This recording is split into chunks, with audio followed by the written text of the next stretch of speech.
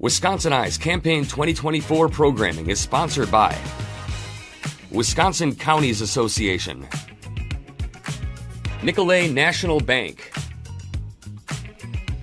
Wisconsin Hospital Association, Operating Engineers Local 139, the Wisconsin Realtors Association, the Wisconsin Laborers District Council, and North Central State's Regional Council of Carpenters. To support programs like this, please consider a tax-deductible donation at wisci.org/donate or by texting WISI to 44321.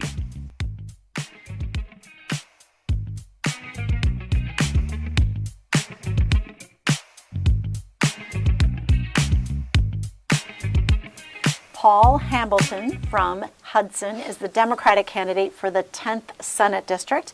The election is November 5th. Paul Hambleton, welcome to Wisconsin Eye. Well, thank you. Great to be here. What is your campaign's key message? Why are you running for this office? A key message really is, for me, it's that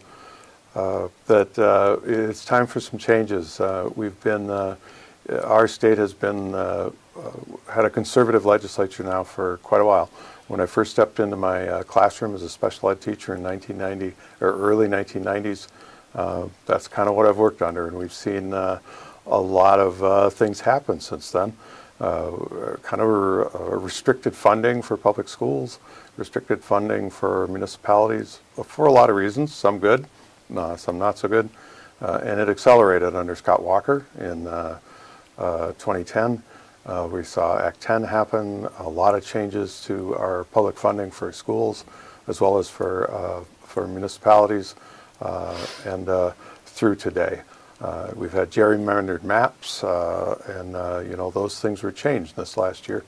And I'm really excited about the opportunities to turn some of those things around.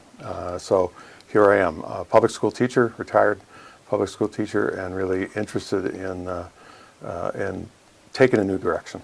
So if you're elected, what's an example of a bill that would be a priority for you to introduce? There are quite a few things actually, but school funding is one of the things I'm very interested in, and I realize that's going to take some real consensus building and some really working across the aisle. I think there's a general sense that we need to do something about that.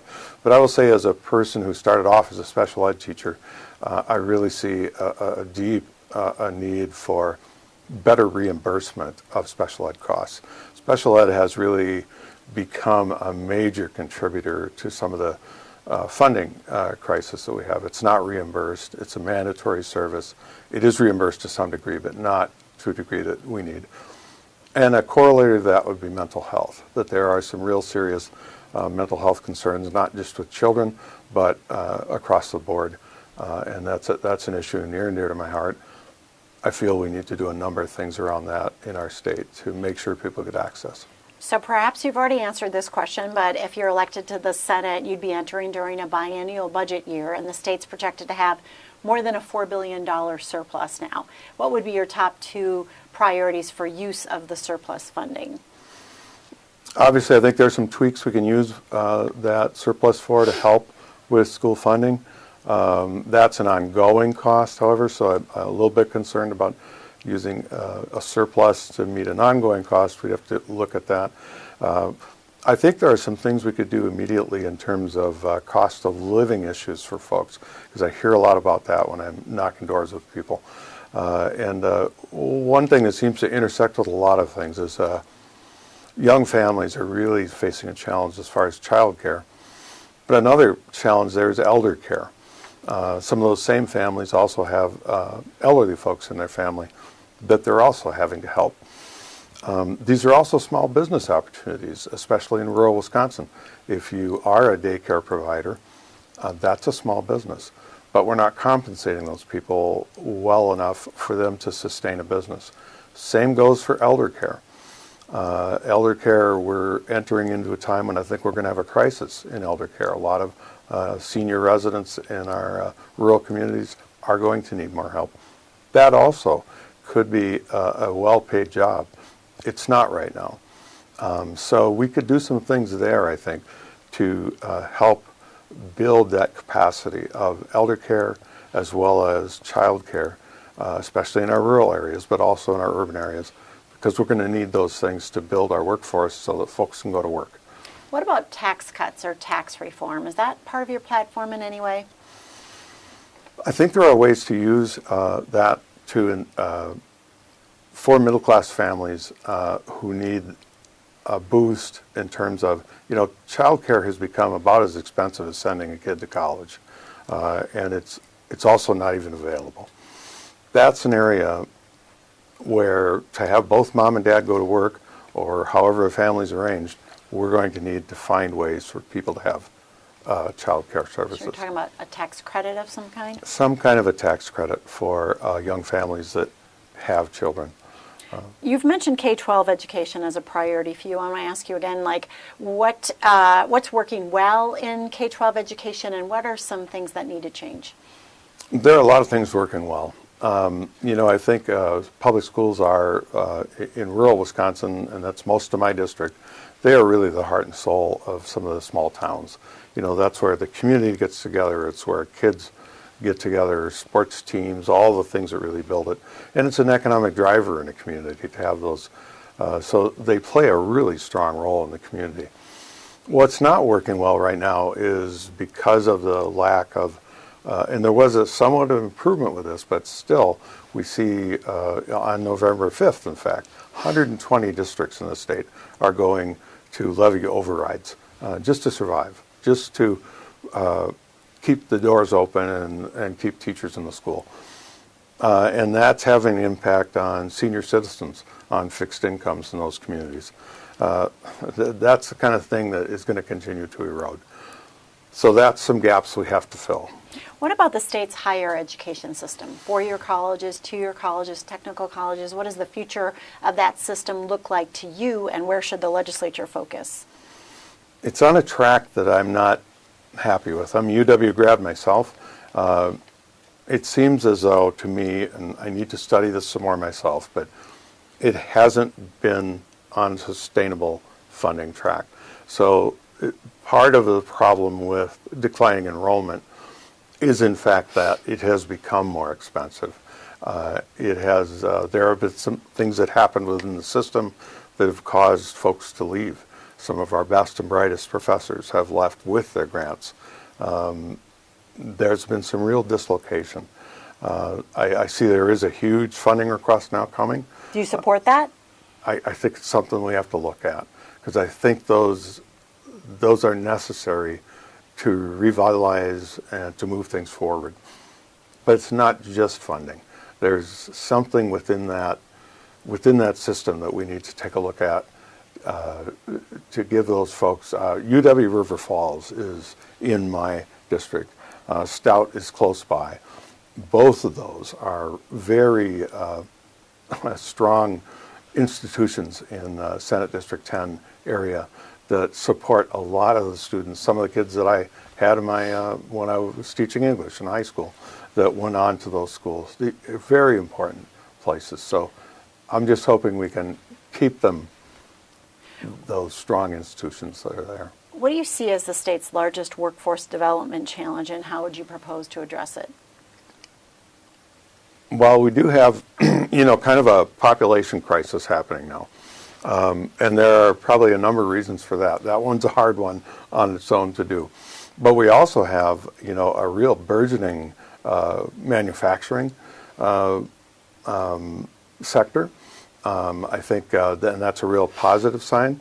But we're looking for more and more high-tech workers and very skilled workers. Fortunately, we do have a real strong, 2-year tech college system that is very responsive, has been. So how do we find those workers, and how do we build that workforce? I think it's it's not a short-term fix, it's a bit of a longer-term fix. I worked actually out of state for a few years. I was in Maine, worked in a program there through the Department of Ed. I was the chief academic officer, was my role there, with the high schools, with CTE programs, to build something within a high school CTE program that was kind of a feeder for, we had students that were in medical programs, they were in high-tech or computer programs that led to then those 2-year after high school positions. Sometimes they were employed as a CNA in a medical field where they were actually paid then to go on and get their RN degree. And so those kind of pipeline programs, I think, would offer some real interesting options. So that would be a interesting program to kind of explore if we could build that right into our high schools to home grow some of these folks. But of course that takes 2 or 3 or 4 years. But we need to look at those kind of things to keep kids in our state, and then that pipeline to these high-tech jobs, very good paying jobs. I have 2 more workforce questions for you. Investments in public and energy infrastructure grow our state's economy. This also provides an opportunity to invest in our state's workforce, but currently there are no requirements for hiring local workers. Would you support a state resident hiring requirement for state, local, and utility scale infrastructure investments? Mostly, with some caveats probably. We're a border, area here along the Mississippi River, kind of a west coast with Minnesota, and there's a lot of back and forth.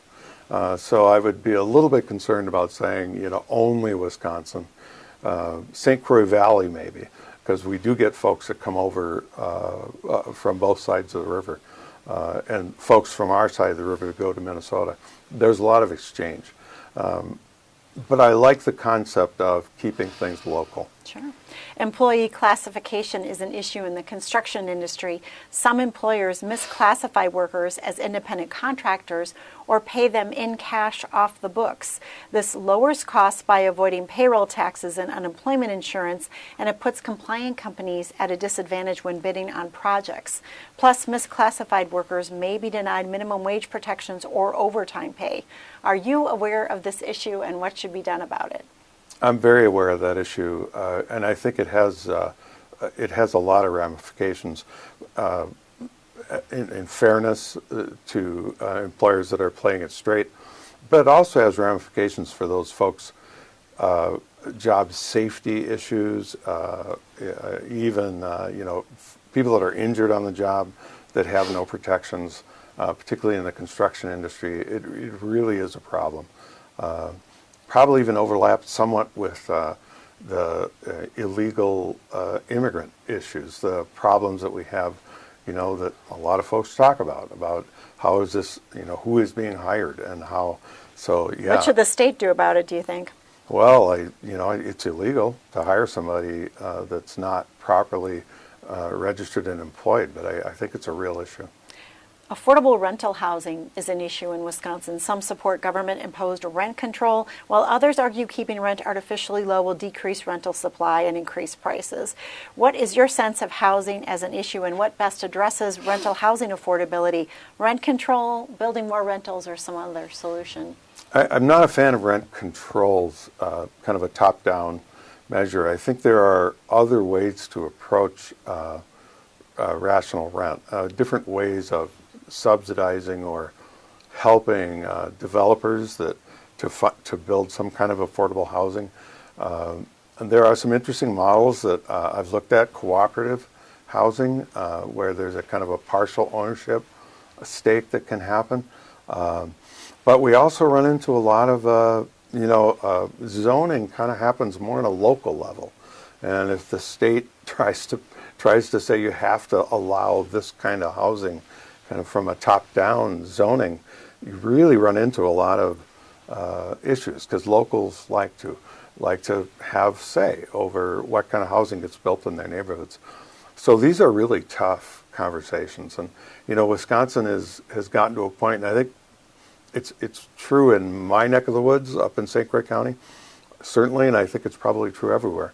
We've kind of built out to a saturation point, and to continue to build out now is going to require some hard decisions about, we kind of got it the way we want it, and now we're going to have to add more density somehow, and people don't really want to. There's certain kind of housing they like and other kinds of housing they don't like, but we're going to have to come to terms with that if we need workers to move into an area, they're going to need affordable housing. So it's a real challenge, I think, how we get to that. Medical systems are facing numerous headwinds in the form of inflation, workforce development, and issues around Medicare and Medicaid reimbursement, resulting in fewer services and even the closure of a hospital system here in western Wisconsin. What would you do to preserve access to care and prevent future closures? I think the number one thing we can do is expand what we call Badger Care, but it's Medicaid. And it's complicated, but it's a big, big chunk of money that would come into our state. You know, we're talking billions of dollars that we so far have, I think 40 other states have accepted it. We have not. I've heard a lot of reasons why we haven't. None of them actually make sense in the end to me. It would enable us to raise our Medicaid reimbursement rates. It would allow us to pay people more who work in some of these facilities. It would allow us to raise training standards so that we have folks working in care facilities that have better training and are paid more, can make careers out of that. One of the challenges in our system is worker turnover, especially when you're looking at elder care facilities in our state. And there is an emerging crisis there. It's only going to get more so. So a lot of us are getting older. A lot of us are going to need care. We really have to build ahead for that. And I think accepting Medicaid dollars is going to make a huge difference in that. What about mental health care? You mentioned at the top of the interview that's a priority for you. What are the solutions you support? One of the things we really haven't had a grip on is that mental health is at parity with physical problems. So if I'm diagnosed with diabetes, for instance, nobody questions that I'm not going to get better from diabetes. I'm going to have to take insulin for the rest of my life, and if I don't get insulin, I'm going to get sicker and sicker and probably, have an episode, or I could even die. Mental health can be like that. If somebody is diagnosed with certain mental health conditions, schizophrenia, possibly depression, different kinds of mental health diagnoses, you're going to have it all your life. It's possible even with drug and alcohol, with chemical dependency, that is a thing you're going to deal with all your life. What's the state's role in this? The state's role in that is to recognize that insurance companies have to compensate for those kind of illnesses, just like they do with chronic physical illnesses. The treatment that people need is going to be continuous. They're not going to get treated and be done in 3 months. Another area, I think, with mental health is we don't have enough emergency care facilities. So if somebody has a mental health crisis, it may show up in our prisons. It may show up in an emergency room as somebody whose behavior is out of control and looks like somebody who needs the police to come and help them. And in order to find a facility to help that person, they may have to be in the back of a police car from where I live for 6 or 7 hours, which is about the worst place. So more regional care. Yeah, so we need something nearby that is accessible across the state for people who are in mental health crisis. How should Wisconsin move forward on the issue of abortion? My view on that is pretty clear, that women should be in charge of their own reproductive health decisions.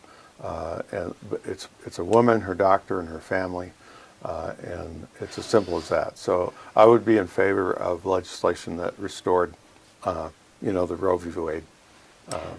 What about transportation? What are the pressing transportation needs in your district, and how important is it that these needs are addressed, and for the state to keep on schedule with the reconstruction of our aging interstates and significant corridors of commerce? We have an interesting situation in there. We're on the west coast of Wisconsin, and the Twin Cities is a 20-minute drive away. We get to St. Paul from Hudson, and we have a long haul to get down here. Not to Eau Claire's, where you really start feeling like you're in Wisconsin, and then down to Madison. So it's very important to us to have access to, through I-94 corridor. But also, the rail system. We were very disappointed when the initial thing that was going to happen back in 2010, I think it was, and it kind of all fell through. and we didn't have that fast, high-speed rail that happened. People were pretty excited about it. But, you know, here we are. We do now have a train that runs from St. Paul down through along the corridor, and you can get all the way to Madison and all the way to Milwaukee. And I've run it a few times, and it's nice to have that. But those kind of large infrastructure projects are great. We've been blessed to have a lot of the roads in our area have been dealt with. Governor Evers and his Fix the Damn Roads. It has worked. We've seen a lot of our roads improved up in our neck of the woods, but it is critical to make sure we continue that. PFAS and other water contaminants are a concern for a growing number of Wisconsinites. Do you see this as an important issue, and how would you address it? Absolutely. I was disappointed to see that money didn't come out of the legislature. I think there are other areas that are probably more focused on PFAS than we are, although 3M is right across the river. A lot of the folks in St. Croix County and our area worked there, so we're very familiar with it, as they were one of the large producers of it. And we have familiarity with probably the one we're more concerned about right now is nitrates. We have several large dairies in our area. They're approaching, you know, the CAFO size. So we have one that's asking to be 6,000 head of cattle, which would generate, you know, 80 million gallons of manure a year. And when you get to that kind of size, when those things leak, when you have problems with that, manure leaks, particularly because we have the karst geology in the area, which means that it can get right into the groundwater. When that groundwater gets polluted and you pump it up and it's got nitrates in it, it's there forever. What should the state be doing about that? We should be looking carefully at how we regulate, how we actually allow those permits to come online. We have some of the world premier trout streams in our area, as well as some beautiful clean water that's pumped fresh out of wells, and we want to preserve it. We don't want the nitrates to get in that water. So it's both PFAS and nitrates for us. Final two questions. How would you describe the leading differences between you and your opponent? I think my opponent has been part of this conservative majority that I started out talking about. He's been there for, I'm not going to give a number of years, but both in the Assembly and in the Senate as a compliant Republican, been part of watching as our schools became unfunded, or our municipalities, the shared revenue shrunk. A lot of these problems emerged in the past 2 decades, and he was there when this all happened. So I feel he's not representing the needs of our rural areas, the needs of Senate District 10, and I'm coming with a fresh face saying it's time to turn these things around. Final question. So let's say you're elected and you get this magic wand you can use in the Senate, in the Capitol, in a way that resolves one issue and brings all parties, all people together. What's the issue? I'll go back to where I started. I started my career as a teacher in special education, working with kids in school who struggled to learn for various reasons. I would fully fund special education. I think it's great that we have a mandate, that we do take care of kids that struggle to learn, and early interventions work. I can tell you straight up. I know that a lot of kids succeed because early in life we give them the help they need, but we don't fund it fully at a federal or a state level, and it's part of what's causing our school funding to get out of sorts, because it ends up being funded by local property taxpayers, which is great.